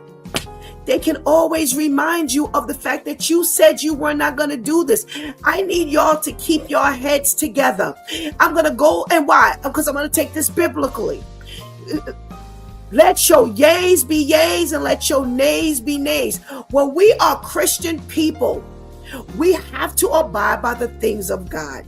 When God put that in that Bible, guess what? It crosses all lines. It is not just if I told my brother I was going to show up, to the hospital when he got there and I didn't, is it going to be the end of the world? That is everything, y'all. That is absolutely everything. We have said we are going to abide by these things on every single level. When he said, let your yeas be yeas and let your nays be nays. Stop bringing up this issue of rights. Oh, I have a right to do this. I have a right to do that. I should be able to do it. You might be right. And I'm not saying that you're not. I'm not saying that you don't have a right. But if you have signed and said, I am not going to smoke on the premises, then when we catch you smoking on the premises, even though you may feel you have the right, you no longer have the right if you have said, I am not going to smoke on the premises. Now, here's the thing. Yesterday, I was signing something electronically. And it's so funny because I was trying to hit the send button, but it wouldn't go. It wasn't highlighted. I'm like, what am I missing? Something's wrong. Because generally something's wrong if you can't hit the send button or whatever. So I scrolled up, and sure enough, there's a thing that says, I have read and blah, blah, blah. And boy, did I zero in on the blurb that was there. It says, I have read and I accept. That doesn't mean that that I agree. It says, I have read and I have accepted what I have read. That does not coincide with agreement. Pay attention. Pay attention. Here's what I love about God. How he moves you in your Christian journey. You will look back on the life you had before God, and you will realize how much God prepared you back then for what you're doing now as a Christian. He is going to teach you something back then that you may never pay attention to until you are taking your Christian journey. And as much as I understood back then, and I've said it here over the course of the years, but especially over the last couple of weeks, I understand, because I've told you before, I don't care nothing about whether you agree or not. You're accepting the rule. And even I, who already know, who already knew before this conversation even came up, the week before last week, that's what I'm now paying extra attention. Because I could have easily just said, oh, I didn't check the box and move on. But it was highlighted. Why was it highlighted? Because God has alerted us to things. And this is why I say to you, you're not on this broadcast to be entertained. There's a lot of information that comes across. When we're talking to you, God is giving us something to give to you. We're taking information. And I know sometimes and I said this over the past few weeks, I know the news can get real rattling at times. I tell you, sometimes I spend hours looking up news and I'm tired because I don't get news early in the day, because a lot of the news really doesn't heighten until later. So I can't look at news at 5 o'clock, 4 o'clock in the afternoon, because the things ain't happened yet. And because we're on an internet-based news platform, news is hitting. It's not like years ago where you had to wait for the paper or wait till they get it on TV news or radio news. Stuff is hitting right away. So I don't necessarily go for news early. I go for news a little later. And sometimes it's so challenging to get something that's not about somebody murdering somebody blowing somebody's head off, somebody robbing somebody's a school shooting. Because some of the stuff becomes so repetitive. It takes so long to get news sometimes. There are a couple of days during the week I breeze straight through. No problem. I look to bring you something. God is giving me an eye to bring you something that's quality. And something that he can speak through. And he can speak through anything, but are we sending new messages, or are we just keep rehashing the same old messages? So he wants to bring you something new. And I'm bringing up this whole thing about signing because, listen, we got these things here. Our news, even from Vivian, has something to do with our agreement. What are we agreeing to? Are you agreeing to these things? And then later on, when it's just, you didn't anticipate this stuff, it's like, oh, now, I'm stuck. Now I got to agree with this. Now I've already agreed with this. So now, yeah. Sometimes we're going to have to abide by some rules that we may not be happy with because we have already said that we would. And we have not, for whatever the reason is, we have not either prayed or thought far enough that when we get to that point, we now are running into a calamity.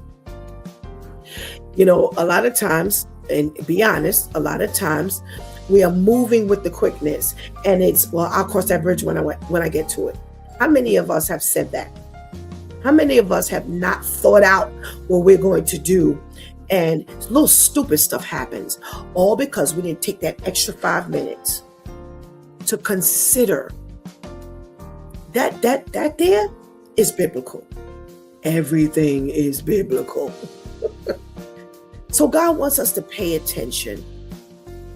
When Kathy Hochul signed that she would take on to be governor, guess what? She took on that she would take up these matters. You have no, you really have no option whether you're going to stay silent or you're going to talk this much. No. You agreed that you would help to resolve these matters. Guess what, girl? It's on now. You may have crossed your fingers and hoped that there was not going to be any strike, but now that there is, guess what? You got to step your game up. That's all of us. What are we moving in this? And I'm watching this more of us moving in this. I have a right. Do it. I'm going to do it. More than us kind of stopping for a second, looking at the big picture and saying, you know what? Let me consider. And that takes God. I'm telling you, it does. It takes God to broaden your understanding. And I always say that the word of God is narrow but broad, broad but yet narrow. A lot of us use it to our comfortability. Rules. I'm just talking about rules in general. But are we making decisions for the right reasons? And here we've got questionable decision making in most of Vivian's presentations. So that's how quickly it can happen. That's how quickly we're faced with these things. Let's do what God wants us to do. Your best decision making will be when you concede and surrender to the Spirit of the Lord. It will never lead you wrong. Ever, ever, ever, ever, ever. And even, I have a tagline that I say, just because I don't agree does not mean I don't understand. And the Spirit of the Lord has, really directed me to do some things that I'm like,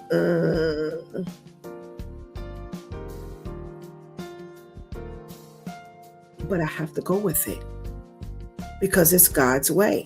And if I've made up in my mind that I am going to do God and not do Stephanie, then guess what? Whether I agree or disagree, because God will reveal why later.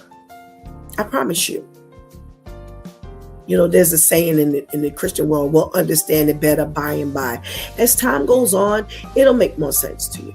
You may not get it right now, but do what the Lord says in faith. Have that faithful obedience, not just being obedient because God said so and I'm just robotic and I'm just going to, but because God, I'm sure, is appreciating it being more faith-based than robotic-based. Why? Because he made us free agents. He understands that we won't understand everything. He gets it. But he wants us to move in faith. And in order for us to bless God, the word says without faith, there is no pleasing God. So when you're being obedient, do it faithfully.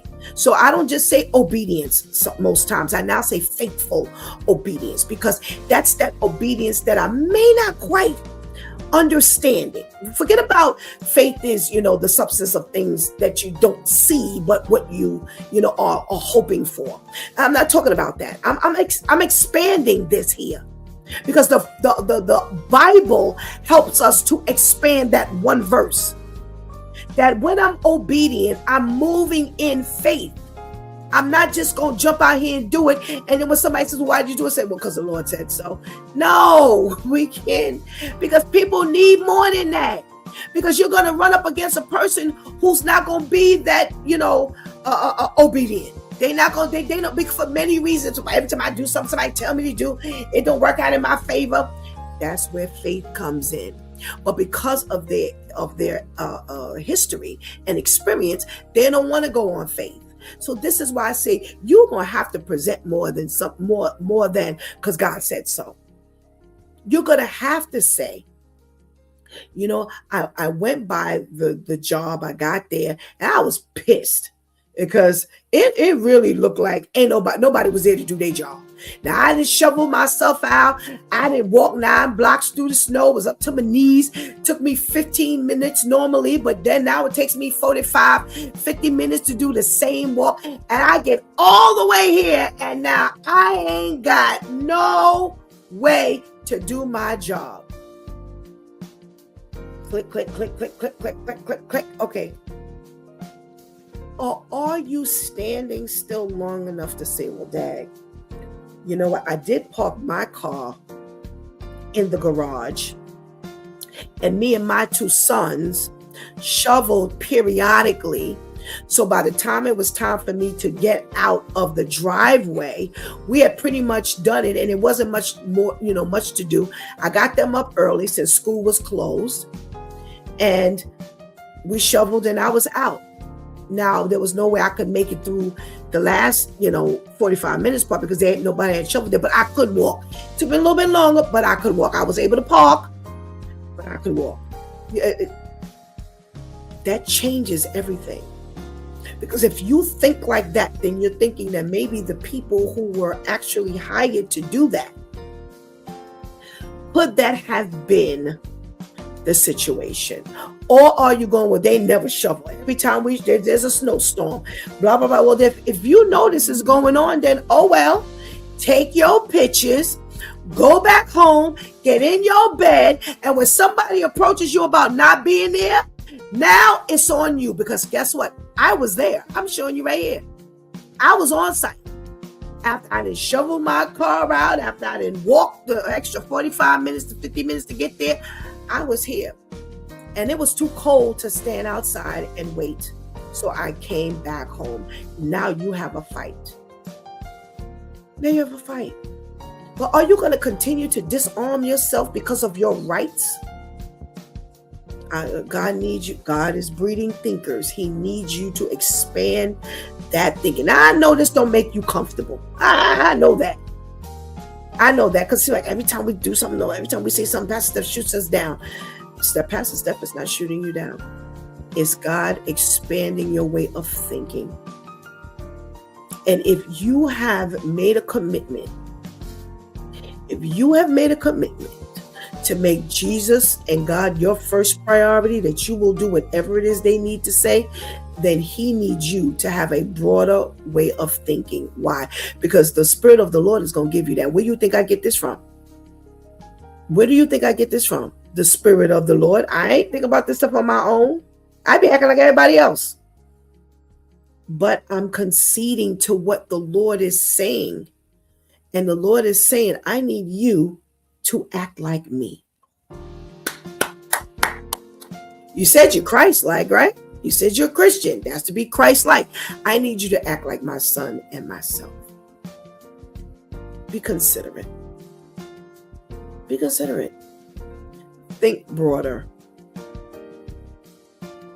Now you're pleasing me. Stop doing things that are going to please yourself and please man, and do everything to please me. Because remember, we're not working for the federal government. We're not working for the city. We're not working for the state. We're not working for these private, employers. Ultimately, we're working for God. How would God want me to handle this right now? And because we don't think like that, we make a lot of decisions that we end up behind the 8 ball. So come on. Think a little differently. And I promise you, you won't go wrong. I'm here to help you. And I want to see you win. I want to see you make it into the kingdom. Come on, let's go together. Now, we're going to be separate. But I would surely like to know that you lived the life that God was pleased with.